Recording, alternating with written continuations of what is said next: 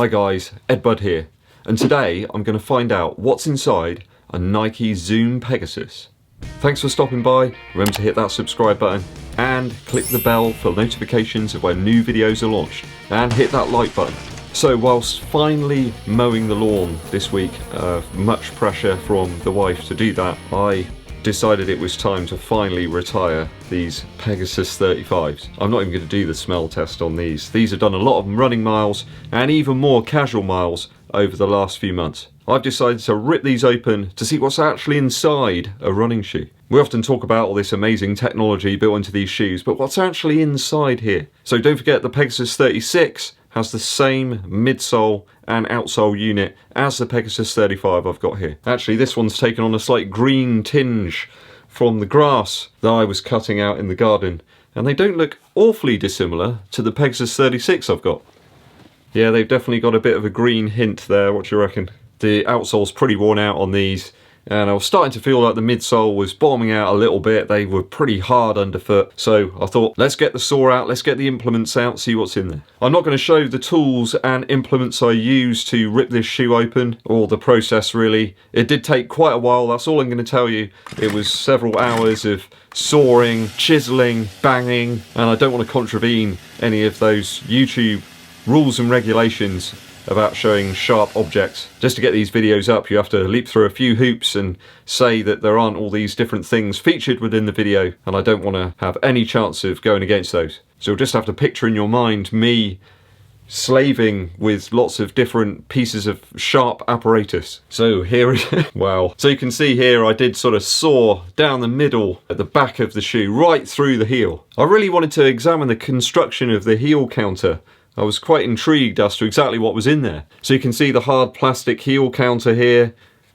The saw went straight through that without any problems at all. Although it is quite rigid still. There's some sponge here. There's 3 layers of sponge here actually. There's this sort of darker grey stuff and then much lighter grey coloured sponge. You can actually see it a little bit better from this side. So they're kind of contoured, so as they go around from the back of the foot up to the front, there's different amounts of them to provide some comfort. I guess this grey sponge isn't far off something you'd find in like a camera case or something along those lines. Quite interesting, they've doubled up that sponge around this section. On this other piece here, you can actually see it's relatively thick there. And if I spin it around that side, you can see it's quite a fair amount of sponge there. This stuff's sort of slightly malleable, quite soft. Now I've actually ripped this part open, you can understand why some runners have had Achilles issues when using the Pegasus. Some areas of the sponge here do stick out quite considerably. I do remember seeing Mo Farah with a special version of the Pegasus where they'd removed quite a bit of this heel collar, certainly at the back of the shoe. Once I cut through all of the white stitching that holds the upper to the midsole section of the shoe, it was a case of ripping off and pulling apart this grey, very stretchy rubber off of the top of the midsole unit. You can see all the little holes around the edge there, the little perforations as to where the stitches go through it. Then you think you were going to get to the exposed air unit, but there's another layer, this white material. It's a lot thicker, it's quite coarse actually. Interestingly enough, there was some identification information on there. You can see there that this piece was actually made in October of 2017. So a good clear 8 months or so before the shoe was actually released. Underneath that white section is the actual Air Zoom unit, and you can see here I've managed to rip all of the upper off and get to the air unit here. Now unfortunately, in that process of ripping that top white section off, I had a and actually the air came out. I was a little bit upset, but then I thought it was probably going to happen sooner or later. I'd had to use quite a lot of force to get in there. So I don't think anyone's air units are going to be popping anytime soon when using them for running. I use some very hot water and just a lot of elbow grease really to remove those parts of the shoe to get to this section. You can see that there is truly a full-length Zoom unit within this shoe. It ends just up here, so there is a little bit of room round your top of your toes where there's no cushioning there, or at least just a very small bit of cushioning from the foam itself. But you realise it's actually quite a thin unit within the midsole. It's kind of perched on top of the foam, really. I always envisaged it being embedded into the foam, but it's actually just on top. So you can see the Air Zoom unit in all its glory here. When I grabbed one of my Pegasus 36 actually to see if the zoom unit was the same, you can feel where it ends actually if you poke your finger into the very end of the shoe, and it's in exactly the same place. So it does confirm that the midsole and outsole units on the two shoes are exactly the same. I mean, hey, you got a new version of the Pegasus coming out soon, but I know loads of you will be in to perhaps get a bargain on the Pegasus 36 when they discount it. So cutting through into that Zoom Air bag, you can see that the bag itself has fibres very similar to those in the AirPods on the Alphafly Next Percent.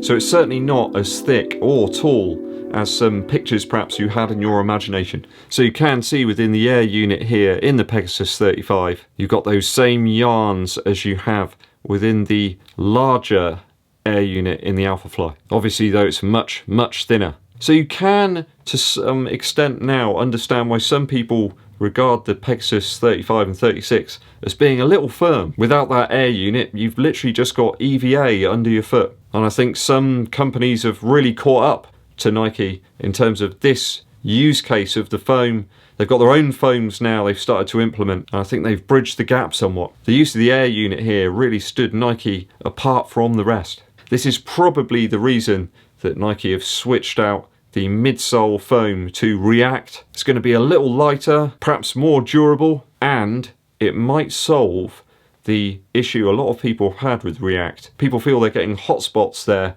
in that midfoot, forefoot area. Perhaps introducing the forefoot airbag will help to resolve some of those issues and problems that people have experienced. But certainly the Pegasus 37 and the Alphafly do seem to share some similar design ideas. Looking at the shoe, you can see that there's some considerable compression of the midsole. But actually looking at it from the inside, you can see there's actually quite a lot of give still there. So this seems to suggest to me that it's the airbag that had started to lose perhaps some of its life. The actual foam itself seems pretty good. I think that the quite cushioned insole that Nike supply with the Pegasus 35 and 36 plays quite a hand actually in creating that cushioned feel underfoot. Some shoes have literally just got like a sock liner in them. Things from Hoka Oni Oni, for example, they're just so papery thin they hardly do anything whatsoever. But the one included with the Pegasus 35 and 36 has actually got quite a lot of cushion to it itself. It's actually reasonable thickness to this. I certainly think it makes the shoe much more forgiving underfoot than perhaps some of the competitors out there. Certainly some of those daily shoes that I've reviewed of recent time. Where I cut the shoe open here, you can see that the fly wires actually reach down quite a considerable way underneath the midsole unit. They're stitched in pairs there right the way through the midfoot. You do truly appreciate though that the upper on the Pegasus 35 was quite considerable. When you start cutting through it, you've got all this mesh here, a lot of it's doubled up, you've got the inclusion of those fly wires, and really that mesh is quite necessary because if you didn't have it there, the fly wires would kind of dig into the outside edges of your foot. I mean, that tongue alone, it's just really considerable. There's a lot of padding there. And if you consider that a large amount of this was outside and external, not touching your foot, so it was adding quite a lot of weight that just wasn't really necessary. Might look good, but just wasn't needed. Obviously, they realised that in this iteration of the shoe, got rid of that quite large tongue, minimised it, made it a lot thinner. And this one was a much, much lighter shoe. It's doing an experiment like this, you can truly appreciate the actual stack height of the shoe. You can see that the actual midsole rides up right around the back of the foot here. There's quite a considerable distance between the top of the midsole on the outside of the shoe and inside. And nowhere near as prominent down here at the bottom of the shoe. There's only a very small amount of midsole that comes up around the toes. So the fibres in this Air unit look much more densely packed than those within the Alphafly Next Percent. It'd be interesting to know what the pressure was within the Air Zoom units in the Pegasus 35 and 36. I'll do some sleuthing there, see if I can find anything, and if I do, I'll place it up here. So really my aim here was to try and demonstrate that this shoe has some technology that's used within the Alphafly, and that wild use of the Air Zoom pods in that shoe aren't really that crazy at all. It's the implementation of technologies and materials, but in a different way. Imagine making the same dish every single day with the same ingredients, seasoning and techniques. People just get bored of eating that dish. I think it's good to experiment, and I certainly think Nike have done that with the technologies that they have available and continue to make some development and some movement forward. It does seem though that they really have hit the bullseye with the Vaporfly and the Alphafly series of shoes. So roll on the release of the Pegasus 37 this week. We'll soon get to see if compacting the air unit into the forefoot of the shoe with a greater height will have a beneficial effect to us runners. Okay, hope you found this one interesting today, guys. I'm a bit tuckered out after all that sawing and chiseling away at that shoe. I just want to make it clear that that was a shoe I didn't intend on using any longer.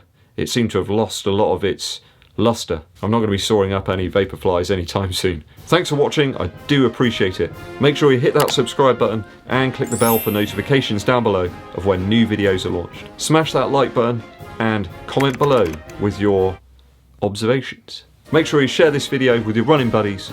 My name's EDDBUD and I'll be seeing you.